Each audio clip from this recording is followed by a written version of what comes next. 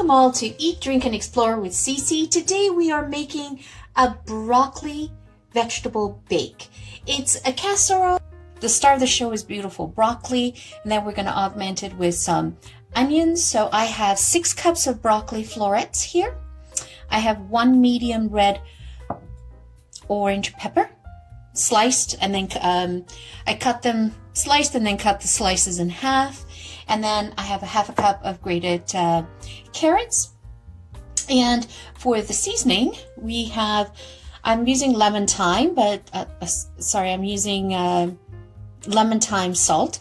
And you could just use regular salt and then augment it with thyme if you wish. And then I've got, so that's a teaspoon there, a teaspoon of fresh ground pepper, and I have a quarter teaspoon of red chili flakes. You can omit that if you want. You don't have to have that. So on this portion, this side over here, this is what we're making the broccoli, the base of the casserole. And then on this side, we are going to be making the egg component, sort of like the custard version that will bind everything together. And we've got 2 cups of milk. We've got I've got about 9 spears of green onion. When you just buy a bunch, that's kind of what I had in there. Chop those all up, and we have a teaspoon of salt. Of course, I'm using lemon thyme salt there, but you can use regular. And we've got 4 tablespoons of just regular flour, and that's 4 tablespoons equals a quarter of a cup. And I have some baking powder here, and that is 2.5 teaspoons of baking powder. So we're going to start with cooking the broccoli first. And when I'm cooking the broccoli, what you want to make sure you do is you don't want to overcook it, and you want to cook it under, because this is going to go in the oven for 200 degrees for about 30 minutes. So you don't want to overcook the broccoli. So what I do is, normally a broccoli, when you're steaming, it's about 5 to 7 minutes. Once the water comes to boiling on the second boil, I will try to take this out around 5 minutes. I want to be able to put my fork in it, but have a little bit of struggle put the fork in there, because I like crunchy broccoli on this end. So let's move over to the stove, and we're going to cook the vegetables here, soften all of these together, and then I will also talk about why I'm adding milk to the broccoli when we are steaming that. So let's move over to the stove. Just want to welcome back all the returning champions and all the new people that have joined us as well. Welcome to the community. If you like this video and you like what you see, by all means, help us by hitting the like button, commenting, and subscribing to the channel. All of those things, all 3 of those things, help promote our videos to more enthusiasts like yourself across the board. If you just want to give us a like, just give us a like or put a comment. Any little bit helps. Would greatly appreciate it. All right, let's move over to the recipe. I always do it like this because once I dumped it all in and it all splashed all over me, and that was quite hot. So that's 6 cups of florets. And remember that you want to steam it just under it doneness, because it's going to finish cooking in the oven when we put it all together. And we also want to preserve the greenness of the vegetable as well. Now, what I'm going to do is I'm going to add in a little bit of the salt. So remember, that was a teaspoon of salt. And the next thing that I'm going to add in, a tablespoon of milk. It's just a tablespoon. And one of the things that the milk does by adding it to the water when you do the broccoli is it aids in preventing the leaching of calcium from your bones. So broccoli is quite calcium dense. And so what we want to do is we want to be able to make sure that our body can utilize these microelements that are in the broccoli to help that our body utilizes it in the bones so it doesn't leach it away. So bring that to boil, and you're going to test this with a fork. And remember, when you're testing it with a fork, you want to go to the thicker part here and you want to press down. And right now I just put it in, so it's pretty hard, so I should be able to push the fork in but not go all the way down. I should have a little bit of tension in there for me. That's when you want to take it out. So we'll just bring that 5 to 7 minutes. Depends on how thick you cut your florets, right? And how thick your stalks are. And don't use the base of the broccoli. You know, just take that and save that for another recipe. Definitely not for this one. The other thing too is I wouldn't use the stalk of the broccoli in a vegetable stock. They're very bitter. They make the stock bitter. So definitely wouldn't use it for that side of it. But you could like finely dice it, chop it up like little matchsticks, and put it in a stir fry. Include that in your salads. You know, that's a really nice roughage as well. Okay, so now we're just going to cook down the vegetables. So you want to do about 2 tablespoons to 5 tablespoons of olive oil. It's completely up to you. You decide. If you don't want to use olive oil, you could use butter, you could use your regular cooking oil. But we will start with the onions.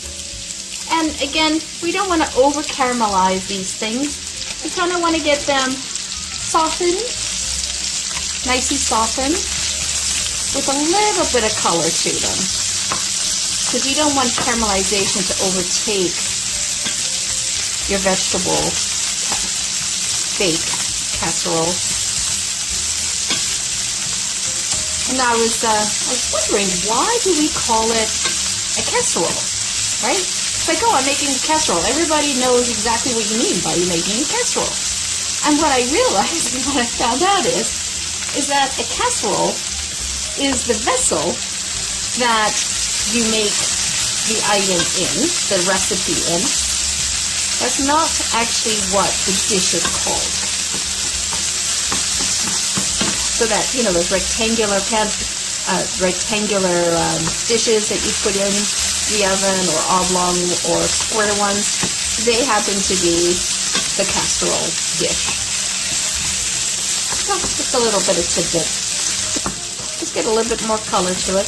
And you see how when you do cook with a little bit of olive oil, it does change the color and the flavor component a little bit.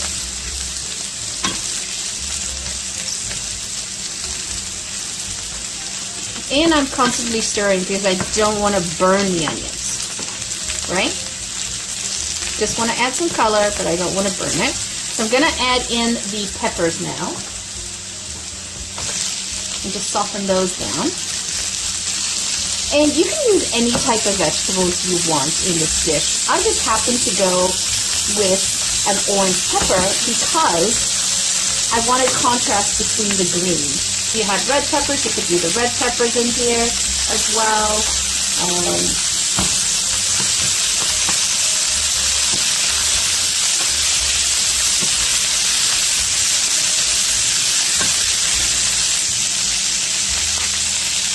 I love buying these pre-packaged, already grated carrots. I find that I utilize carrots a lot more in my cooking if they're already grated. Because that's one thing I do not like doing, is grating carrots.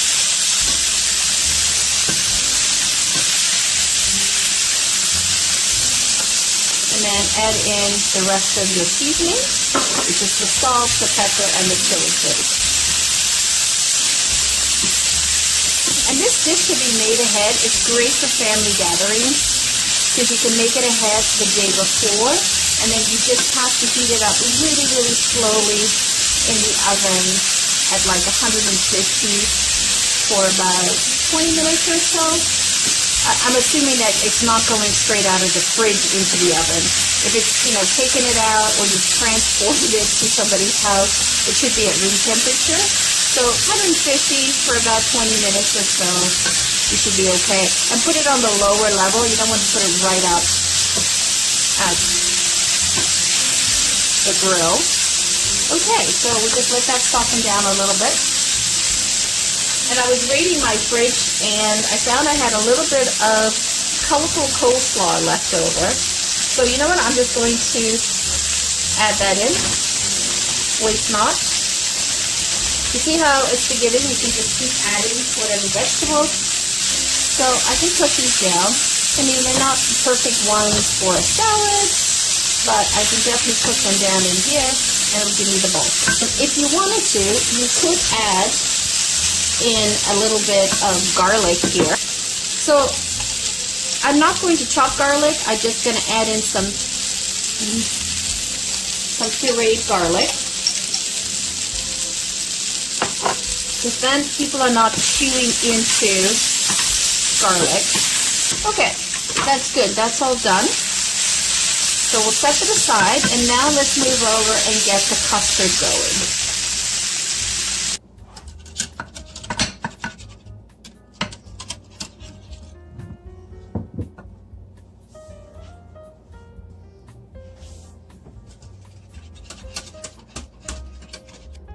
Okay, so here are the two sort of containers that I was thinking of using, but it all depends on how much broccoli I have. So I think I'm going to do this one. So I'm just going to spray, and we're going to add in down at the bottom just a little bit of a base. In through there, and then I just sprinkle a little bit of cheese. The amount of cheese that you put in this dish is highly personal. You decide how much you want to put in here. I really like a cheesy casserole, so that's why I do layers like this. And then let's add this in. Just no rhyme or reason. You can just plop them in everywhere. And also you see how I cook them, which means they're strong enough that I can actually handle by hand. And they've also cooled down, so I'm not burning my hands at all. Now, it's always good to make more custard than you're going to need, because you never know how much broccoli is going to be firm enough to be able to stand it and support it, right? So I rather have extra. So let's add in another layer of vegetables. Oh, the smell of peppers and onions is so good, because they will sort of drop down once you put the egg in. So now you know why I put the layer down at the bottom, so that when you take a bite, you have the perfect bite. You have all the layers. And we'll continue with adding more broccoli. And if you can't get all the broccoli that you cooked into your pan here, into your casserole, no big deal. You can always use that for lunches the next day. Put that on a salad, or just have it nice and steamed with a little bit of butter or olive oil and salt. I love making this casserole and having it in the fridge ready to go. So I'll make it on the weekend, and then I have a side vegetable dish. Stove's ready. Have it as a side vegetable dish during the week when I come home from work. If you really wanted to make like twice the size of this, you would probably need about 1 kilogram of broccoli. So 1 kilogram is 2.2 pounds.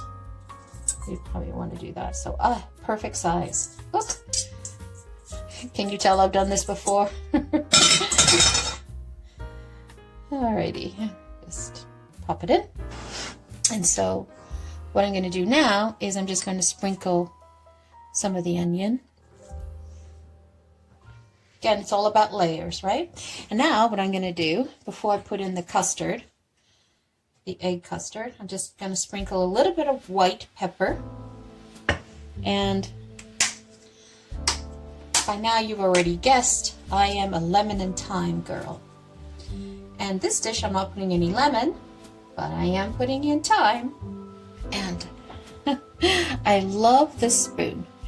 It's like, I don't know what you call it. I found it, and it's like, it's got measurings in there. It's like a scoop and it's like a spoon, a scoop. Oh, I don't know what you call it, but I love it because it allows me to control how I'll add in my liquids. And I try to go to all the corners. If you didn't have one of these, you could just, put your custard into a measuring glass that has a spout and just pour that way. I wouldn't recommend sort of like dumping the whole thing at once. I did that once before, and what happens is I dumped it all in and then everything kind of floated to the top. And I don't want that to happen. And perfect. It all fit. So a little patience goes a long way. Then I try to clean up the edges along the ends. And I sprinkle my cheddar, my marbled cheddar, and my mozzarella. I just took 2 of those shredded cheeses already and mix them together. Okay, there you have it. So, gonna move this into the oven. Again, you want it at 200 degrees Celsius or 400 degrees Fahrenheit, or technically 392 degrees Fahrenheit, but my oven doesn't do the single digits. It goes in 5s. So I set the oven at 395. But isn't that wonderful? So exciting. And you want to cook it for about 20 minutes. Try not to use your convection oven. If you do have one, just use the regular oven. I have a convection, so I will just use the regular oven so I can control the even bake of the egg in here. All right, see you on the other side. Okay, folks, I just took this out of the oven. Now you see why I suggested using a tray underneath the casserole, because sometimes you have spillage, and I definitely got spillage. And the way you test to make sure that the casserole is baked is just take a skewer and put it straight down the middle, and if it comes out clean, it is 100% baked. This is perfect. So this is ready to go. And you notice I also didn't really over toast the top, because when I go to serve it, I do warm it up a little bit and it gets a little bit darker as well. So it's just right. So I am going to take it off this tray and get that cleaned up right away. And then let's plate this. Alright everyone, that's all I have for you today. Hope you enjoyed this video. If you have found this helpful, be sure to give us a thumbs up. It really lets me know you're enjoying the content. If you're new to the channel, welcome on board. Hit that subscribe button to join the community and never miss any future videos. For those of you who are already subscribed, thank you so much for your support. Your viewership and comments are what keeps this channel going, and it also helps the YouTube algorithm show my content and promote it across to more awesome enthusiasts like yourselves. Speaking of comments, if you have any questions, thoughts, ideas, or for future videos, leave them down below. I love chatting with you guys in the comment section. Thank you once again for joining me today. Until next time, ciao for now.